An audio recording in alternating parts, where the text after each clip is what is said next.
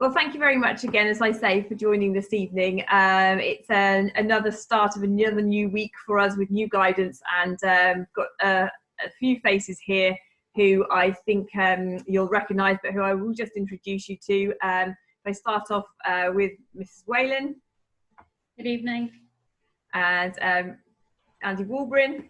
Good evening again, nice to see everyone. And Mrs. Simmons, sorry Mrs. Simmons, bear with, there you go.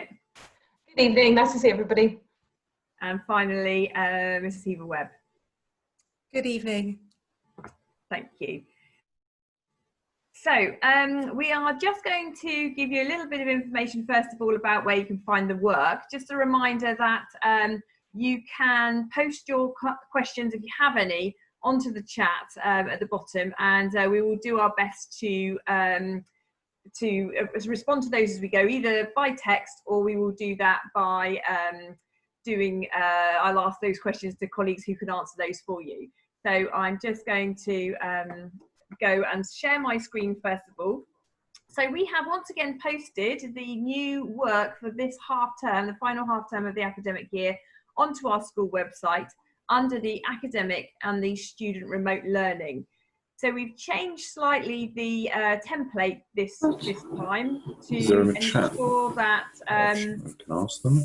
Yeah, so, sorry, just if you're happy to mute yourself, that'd be great. Thank you. So I think it's like I need a big screen. 60 something people. So those are just like the teachers or something? Yeah. Sorry, I'm just going to see if I can mute colleagues who have just joined. There we go. All right, so sorry, just back to sharing the screen. So in the remote pages, you will see under the Year 12 section, we have got the new work to complete here. And that's a document that you can access, a PDF document. So it's easy for you to access on your phone. Students can get that really easily as well. And it's all linked again as previously. And you'll see that it's slightly less detailed than before, but it's got clear objectives and overviews of what to complete. And it's very specific about where you'll find your work. We've worked really hard with the team, the staff this half term, to make sure that we've got everything in one place, and that's all going into Teams, and it's all going into the posts on general and the assignments. I know the Year 12s are getting really familiar with this and being really helpful in supporting staff as well at the same time in finding out how to use Teams for the best. So thanks to everybody who's really encouraged staff to take a grip of Teams and to really push that through. You'll see at the top that actually there are two new boxes. And the first one is about looking back to last half term and considering the work that's been done. What should you have covered? And that's a really good aid memoir as we push ahead to next academic year, thinking about, well, what is it that I'm expected to have already known and got notes about? So please keep an eye on that. Here it tells you some ways that you can test your knowledge, and that might be alone, it might be over a call with another student studying the same subject, or it might be with your parents asking you some of these questions, because you need to keep up with the information and you need to retain it as we move forward. At the bottom of each of the subjects, you'll also find some extension work. So perhaps you've completed your work already and you want to do some reading around, you want to do some extra work around it, then your teachers will put all of that information down there as well. So do make sure you go to the to your Teams page and your assignments, and don't forget that staff are also putting your video calls into the calendar. They should be scheduling that, so hopefully that's popping up as a reminder for you in Teams, so you can make sure you know where you're at. So I'm just going to stop sharing, and then I can just make sure that I have got the speaker view on, and then I'm just going to share the screen once more, and this time I'm going to hand over to Leanne to tell you a little bit about the Year 12 timetable, which you can also find on the website to help you out. So I'll hand over. Thank you very much, Claire. Good evening. Hopefully this has arrived in parent inboxes over the weekend, and obviously you can access it via the website as Claire's just shown us as well. I just wanted to talk through kind of how to interpret it, because it's not straightforward. And it's not straightforward because we have tried to create a really bespoke timetable and respond to all of the staff requests, because they know their curriculum best and they know how their students have been responding to their online learning best, and they know the types of concepts coming up that they're going to have to explain and describe.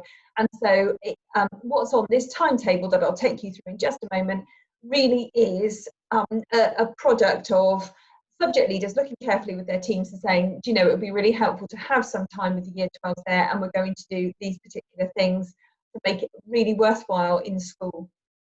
Now, there are an awful lot of rules and guidelines, as I'm sure you would imagine, that dictate how we can work with people with their year 10s and our year 12s in school. And at all times, this new face-to-face provision is supposed to supplement what's going on remotely. So a really key thing is to make sure that you're keeping up with the remote learning, because some subjects aren't having any face-to-face provision because the remote learning is going really well. But also, even those subjects that are having face-to-face provision, they are just to revisit the work that you've done, to check understanding, and then to sort of reignite your interest and your excitement in your subject and send you forward to do a bit more remote learning for the rest of the term. So the remote learning can't be forgotten. That's really, really critical. Part of the rules and the guidance that we have to comply with are about groups of students together in pods, or bubbles of students, we tend to call them, and trying not to have different students with each other all the time, so that if somebody does become ill, it's very, very easy to trace who's been with that student. So the rules say that students can't change student groups, so your child couldn't be with one group in the morning for one particular subject and a different group in the afternoon. But they also can't be with those different groups on subsequent days, so the day before and the day after. So that's why the timetable looks stripy, and it's a day on, a day off, a day on and day off, because we want to keep creating student groups that allow us to teach in our specialist subjects. So different children, different students are together at different times. So in order to make that happen, we've had to put those gaps in so that we absolutely can identify which group of children your child has been with. So that hopefully sort of explains why it's a day in and day out. The yellow days for you, the sort of days where you're working at home, those are days where the year 10 are in. So each of them are swapping over so that they've also got a similar day where that student is not with other students. So hopefully, with your child's help, you'll be able to interpret when we're suggesting they come in. So for example, all 4 students arrived at the French lesson this morning. So that was a good success. We've asked students to go immediately to their lesson. And the lesson rooms I'll talk to you about in just a moment. They all appear on here. They are probably not the normal room that your child will have that lesson in, because we have got designated rooms that we're using because there are larger rooms, and also because we know that they need a deep clean at the end of the day, ready to be used again the next day. So the whole site is very carefully planned at the moment. We're also asking students to go straight to their lesson rather than go into the 6-1 block, which would be normal for them at the beginning of the day, because the 6-1 block has been being used since the 23rd of March as our emergency school provision for vulnerable children and the children of key workers. So there are lots of other groups of children around school having slightly different provision, and it's just sort of trying to make sure that we don't cross any streams and we keep everybody nice and separate.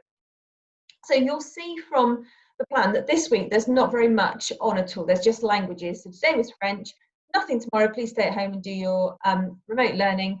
Wednesday is the Spanish group, nothing Thursday, Friday is the German group. Next week is a big week for year 10. So again, it's just continuing your remote learning for all of year 12.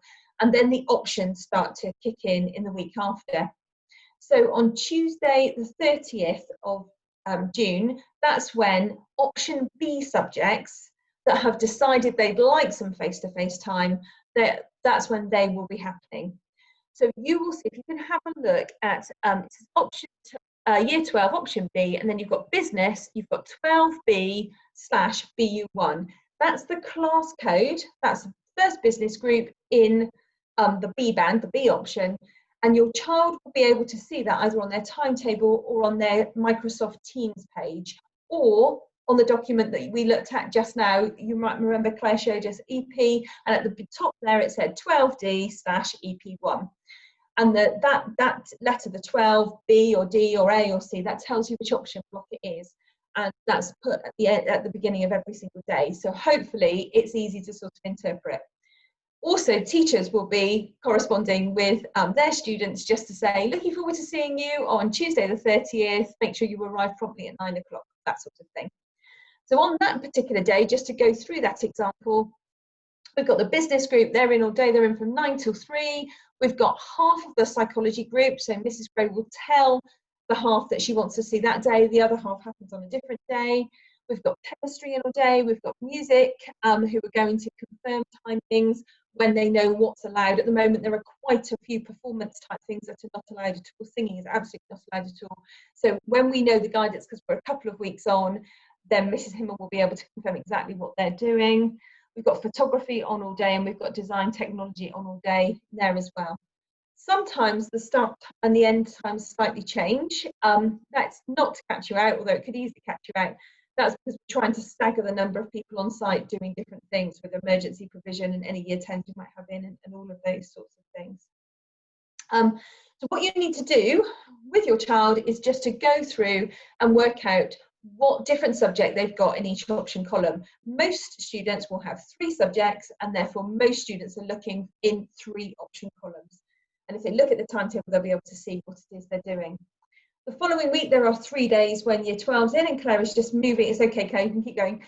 Just moving through that. There's A, C, and E happening. And then there is an additional option C in the very final week of term, where there's some more maths going on, and there's some more drama going on for a morning. And then on the Thursday of that week, there's some extra languages. And that's when the other half of that psychology lesson that we talked about just now, that's when that one's happening. So if your child is in any doubt about when they're in, my advice is just to ping their teacher message saying, it looks to me like I'm in on the 6th of July, is that right? Just to check if they're at all unsure. Now, most sessions for year 12 are full days because teachers want a really good chunk of time with them, a good study day with them. So unlike usual, students will need to make sure that they bring any food, a drink of water, that sort of thing with them, because we've got no food provision on site at all at the moment, and certainly won't have before September. So make sure they bring anything, and then they are mostly staying in their rooms. The rooms are arranged so that we're being very careful about social distancing, so that they are appropriately distanced apart. We are trying to keep all students just at their workstations, so if they've got a snack and those sorts of things, any little breaks that happen in a long day of study will again tend to just be at their workstations, to just limit the movement that we've got, in order that we just are keeping everybody safe and that we're just making sure that we comply with all the guidelines. We're really, really hoping that it's a really useful experience for lots of year 12. Like I said, the first session happened today, the French session, and Mrs. Warnell was over the moon with how well she'd been able to work with her students all day, and just how different it is to have that face-to-face experience compared with online solely. So we're really hoping it's a good experience for everybody. But like I say, where it's working really well remotely, those subjects aren't on there, they're not on there because everything's going really, really well. So thank you for all your support with that, and for trying to interpret that funny looking document alongside your child.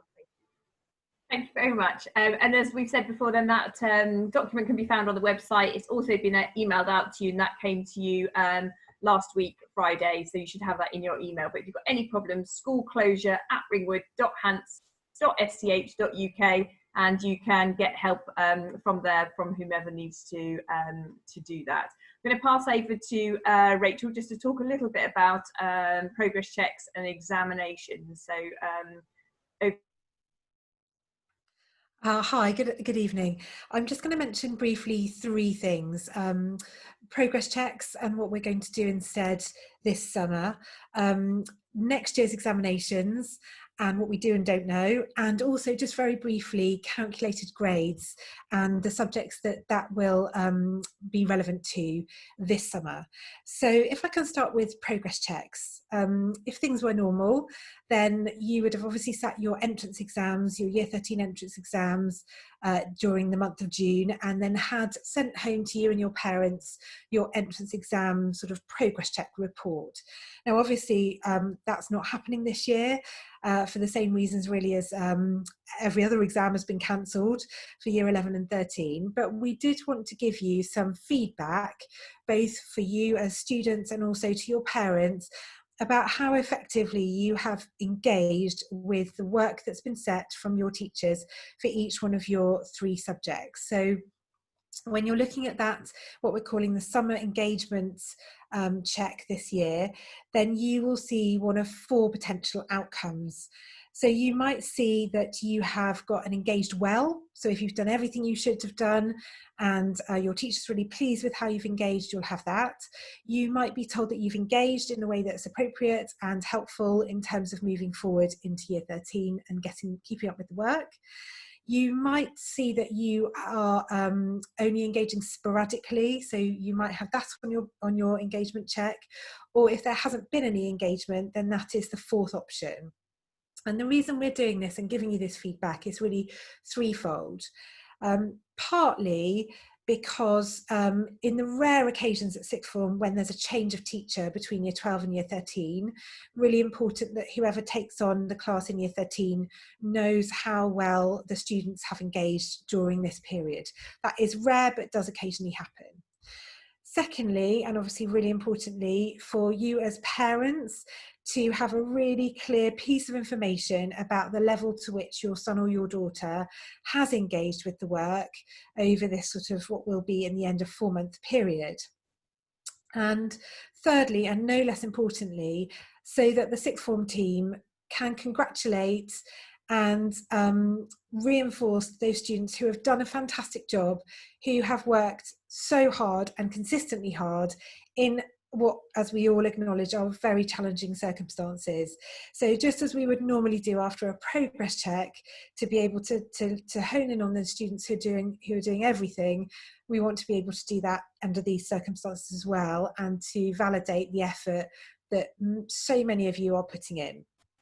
So you'll get that engagement check in the last week of the summer term on the Tuesday, and that will give you some time to get in touch with your teachers, or if you're parents, get in touch with your children's teachers should you need to, should that raise any questions that you might have. So that's the first thing. The second thing I wanted to touch on very briefly, because it will only affect a very small number of students, are calculated grades for year 12 modules for some vocational subjects. So what I'm about to say now absolutely only affects a few vocational subjects, 3 in total, and doesn't affect any A-level courses.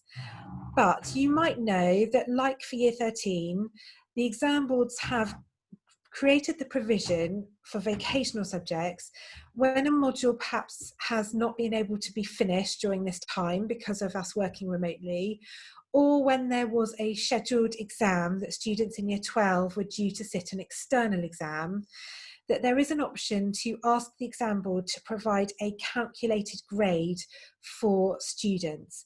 And there are a few subjects that, because of the way their courses are structured, have done that and have asked the exam boards whether or not, instead of actually going ahead and finishing that unit in a way that's very difficult at the moment, or instead of having to sit that exam, which of course they can't do currently, that they've asked the exam boards to sort of give a grade for that unit, which will eventually form part of the qualification that your son or your daughter will get.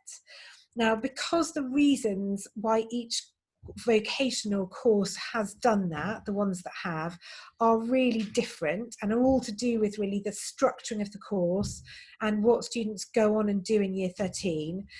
We're not going to go through each different subject now, but what I would say is, if your son or your daughter would like to know more about that, and they do a vocational subject, if they ask their teacher, then they will be able to go through with them whether or not any calculated grades will form part of their qualification, and whether or not that has any impact on how the year 13 part of the course will be structured. So, for example, if an exam will be done in another term, an external exam, or if a module will be just done in a different order to the original plan. So any vocational students who would like that background information, please talk to your teacher and find out what the situation is for your subject. Okay, and then the final thing I wanted to talk about briefly was next year's exam season, which I'm sure is starting to be on your mind, just thinking about how we've obviously been working through a period of disruption this year through year 12. The first thing I need to say is We don't know anything definite at the moment. And I would follow that very quickly by saying, as soon as we do, we will of course let you know and keep you up to date with any decisions that are taken. But I just wanted to reassure you that those thoughts and that planning is going on very much so at a national level. And as soon as the government has published a plan for the return of students to school in September, then decisions will be made by the Department for Education and therefore by the exam boards about whether or not any provision will be made for Year 12 for their A-levels or their technical vocational qualifications to recognise this period of disruption. What we would say is that because we don't know what that decision will be and whether or not there might be a mixture of some things to help to mitigate this period of disruption, we need all students to keep working as if they will go ahead as normal and sit their exams, which of course may well be what happens next year. Whatever you do after your exams, you may well need your subject knowledge and the breadth of the qualification that you're sitting to go on and study in the future. So it's not just about exams, it is in the wider sense about education as well. So as soon as we know anything, we will update you, but please keep working really hard. And if there is anything that you found hard, obviously you have got the summer holidays to carry on working at those things and make sure that when we come back in September, however that looks, you're in the best possible position to go forward into Year 13. Thank you very much. Thanks, Rachel. A question just come in actually about the 3 vocational subjects that you're referring to. Would you just list those for Chris? Yeah, of course. They are media studies, sports studies and travel and tourism. So if your child does one of those 3 subjects, if you would ask them to be in communication with their teacher, or of course wait till they've got some face-to-face time in the next few weeks, then they can talk through why that's happening and what implications that might have for the structuring of Year 13. Thank you. Thanks, Rachel. Leanne, do you want to add anything at this moment, or are you okay? I can see you fielding questions. Are you happy? I think so. Just keep posting any questions that you've got and I'll keep trying to type an answer. Thank you. Okay, I'm going to hand over to Andy Walbrin. Good evening, and thank you for joining. Lovely to see so many people here this evening. Ms. Wen and I, over the last couple of weeks, have just been so impressed with everyone's students' engagement in all their work and their attendance at the live events that we've been hosting. So, as part of the next phase of supporting our young people, we put a series of events on every week for the students to join us for live assemblies and also career guidance appointments as well. So every Tuesday, Thursday and Friday at 1 o'clock, there will be a live event led by one of the sixth form team. And that really is really important that students continue to engage and follow those that program that we've set for the students. The Tuesday and Friday ones are very much focused on higher education and thinking about our futures. And as we've already heard this evening, we're keeping a really close eye on everything that's happening. So regarding higher education, excuse my voice, I've got a bit of hay fever, my throat's a bit sore this evening. Regarding higher education, again, we're monitoring things really closely, but as far as we're aware, UCAS applications are continuing as normal. So last week, we began by showing the students how to apply, and we really hope the students have begun their applications. Their buzzword that links to our account is going to uni 2021. And the students asked some great questions, so hopefully they've engaged with that. The students were also asked to record and make a note of important passwords and IDs and security questions. They're also asked to share those with their parents because we can't access those going forward. So if you know your son and daughter has applied and they haven't shared the information with you, it's really important that you have that shared as well, just in case something happens. So for example, in the past, we've had students on gap years in the middle of the outback, desperately trying to access their UCAS accounts, and nobody can help them because they're the only person that knew their IDs. So it's worth getting all that saved up properly now. It's also worth just making sure again that your son or daughter is using an appropriate email address. Thinking about the audience of admission tutors that will be looking at this, and we made reference to one a few years ago. The student decided to keep one from when they were very young, and the account was I love calpol@hotmail.co.uk. So if we can make sure a real sort of more professional email address, maybe their school one or a personal one, it's going to see them through the next UCAS cycle over the next 18 months. That's really, really important, please. We've also been really impressed with how many students have engaged in the opportunities we've been sending out. I said in my letter a couple of weeks ago, just how much stuff is going on virtually in terms of open days, virtual work experience, live lectures. There's just a raft of things coming through daily, and we're firing those out through our daily and through our through the students' email. So please just keep checking those, because they will only happen under normal circumstances during this time of year. It's not bespoke to sort of lockdown. It's a summer thing where there's so many events, so much recruitment, so many things happening, and it's amazing opportunities out there. So it's great to hear what the students are doing, and please let us know, because when we fire these things out, we don't always know what people are doing, because it doesn't require a reference from us. So we love hearing what you're doing. So please tell us, please keep that coming through. The final bit for me really is that when Year 12 return in the next couple of weeks, I'll be in school as well to help and support you. So if you'd like to have a meeting to talk through maybe a program of study, your plans for next year, or any concerns, then please do drop me a line, and I'll make time to make sure I can see you during the course of your time in school. And just to reiterate what's already been said, I really do hope you enjoy those face-to-face sessions with your teachers going forward. Keep going. You're doing really, really well, and we look forward to seeing you very soon in September. Thanks, Andy. Lovely to hear from you. And finally, passing over to the lady of the evening, really, in charge of Year 12. Here she is, Mrs. Whalen. Oh no, how can I follow that now? Good evening, everybody.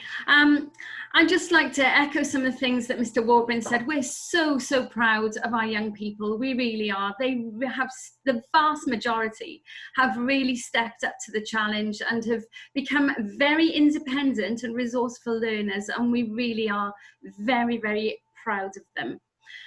We'd rather be teaching them obviously at school, but they're doing a really good job, and I would encourage them to carry on doing what they're doing. And actually, even if they haven't been thus far, it's not too late. It's not too late to fill those gaps they might have in their knowledge and to get on track. And I would say if anybody needs help with that, then they really should contact us, and we'll do what we can to support them. I'd just like to remind you of some of the things that we are doing as a sixth form team. We are really trying to bring school to the students at home, trying to keep some normality really and keep them in some kind of a routine.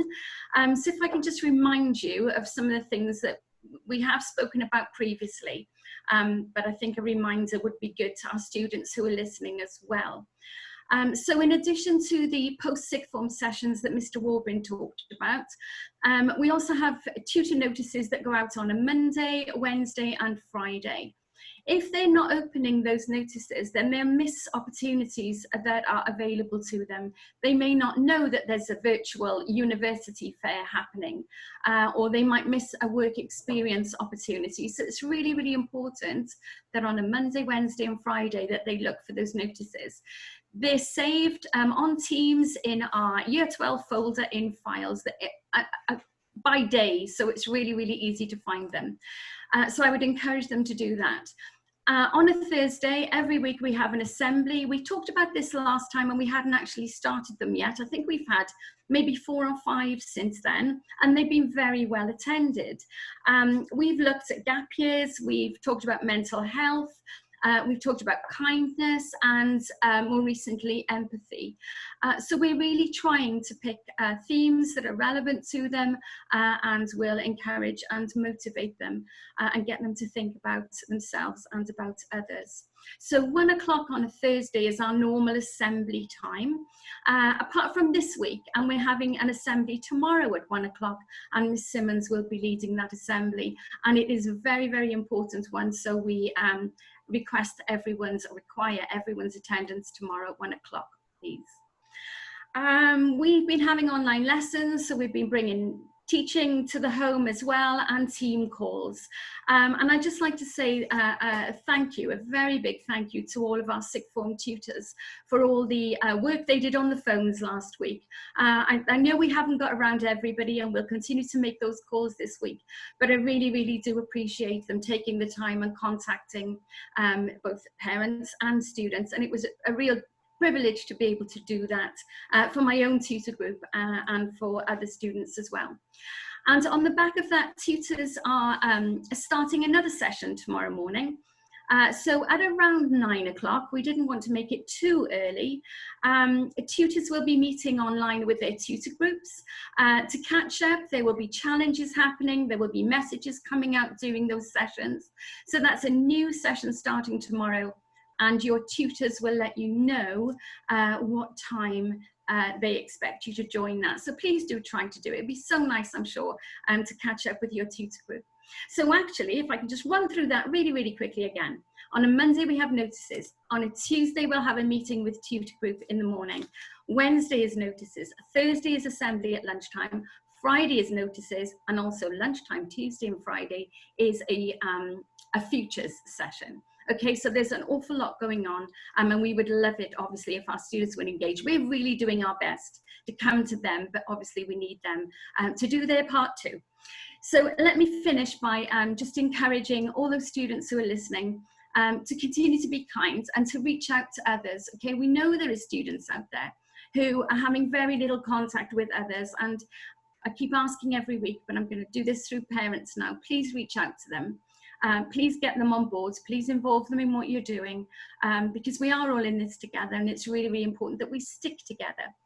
And finally from me then is that in line with this week's thought for the week is that we don't count the days, but we make the days count. And whatever that means for us, that we make sure we're doing that, because we'll get to a time, I'm sure, when we look back at this time and maybe wish we'd done other things and wish we'd done things differently. So that's my challenge to you, and thank you so much, all of you students and parents, for coming out tonight and supporting us. Thank you so much, Bev. You see, I knew you would take it to the next level, so thank you very much for that. I'm just going to ask Leanne if perhaps you just want to talk about students and PPE and the requirements on that. Question has come in about that. Oh, I didn't see that one. The question was, is there a requirement for students to wear PPE? No. So everything that we do is based on the guidance from the DFE and from Public Health England. So when your child arrives at school, they will go straight to the classroom that they've been asked to, and then immediately outside the classroom is a big table with the fire arrangements that the teacher knows, so that they know how to evacuate in case of needing to. And secondly, there are some wipes. They're not just antibacterial wipes, they are the wipes that are recommended that will kill the coronavirus, wipes. And we ask everybody to just take a wipe and make sure that they wipe down their workstation before they begin. Everything is being deep cleaned every day, but that's just an additional safety measure. We've asked that students all bring their own hand sanitizers in, and that they sanitize very regularly through the sessions, so that they are making sure that they've not picked anything up and they're not sort of touching their face. Most things like the gates and the doors and all of that sort of thing are propped open. So again, it reduces touch points and anything that you've got to physically handle, if you like. In terms of PPE, the advice is that nobody needs to wear PPE. So teachers won't be wearing PPE unless they happen to really, really choose to, and I'm not aware of any of those. And we say exactly the same for students. There is no necessity to wear PPE, but nobody is going to stop you if you desperately want to wear a pair of gloves or you desperately want to wear a face mask. You absolutely can do if you want to do that. I was going to say something and it's completely gone from my mind. PPE, what was I going to say? Shall I go and ask Mrs. Whalen a question and then come back to you, Mrs. Simmons? Yeah, please do, because it's Mrs. Whalen, a question just come in for you. Is there a clash on Tuesday lunchtime between the live session and a meeting with you that you just mentioned? So would you just talk to that? No, it's the same session. It's the post sixth form session, looking at UCAS apprenticeships and future plans, and there is only one session on a Tuesday lunchtime. Apart from tomorrow, we have an assembly with Miss Simmons, so that's in place of the UCAS session, the post sixth form session, which is now on Thursday. Actually, this was all in the notices this morning, so if you look at the notices, you can have a reminder. Okay, but no clash tomorrow, and it's no, not at all. Mm-hmm. Perfect. Thank you very much. I'm going to head back to Mrs. Simmons and see. She's nodding. Yes, I've remembered it was closed. So no PPE is necessary at all. There was some talk that you may have picked up right at the beginning of the social sort of restrictions, right back in March, of suggestions of if you were going to work or something like that, you had to wash your clothes, or even take your clothes off and sort of put them in a plastic bag and that sort of, just put them straight into the washing machine. Again, latest guidance is really clear that you don't need to wash your clothes any more than you would normally wash your clothes for normal hygiene reasons. So again, there are no unusual things about things that you have to wear. We've got wipes, we'd like you to be hand sanitising, and obviously everything is laid out in school so that social distancing takes place. Those are really the key things to bear in mind. Thank you. So thank you very much to everybody for coming. Hopefully we've covered up all the questions that have come in through this evening, and we thank you as always for your time. We appreciate you giving up your evening. If there are any problems or concerns, then please do reach out to us. We are still very much here. Looking forward to seeing some of the students start to come onto site. It does make our school feel a little bit more like a school when we start to see more children with us. And as Mr. Walgren said, if anybody wants to speak to him over the coming weeks while you're in, then please do contact him and he will make arrangements. That can't be ad hoc, that needs to be booked in. So please do send him an email and he will make sure that he gets to you during that time. And do meet up with Mrs. Whalen and your tutors. It's really hard when you have an online video call with nobody there, or maybe just a load of video screens that are turned off and you don't get any interaction. So please be brave. Join up and turn those screens on and let's get some interaction, because teaching into to darkness is very difficult when you don't get any feedback. So that's always appreciated. If you know anybody who's not been able to join the call this evening, then it will go onto our YouTube page tomorrow. So please do share that around. And we look forward to catching up with you again before the summer holidays. So thank you very much for your time.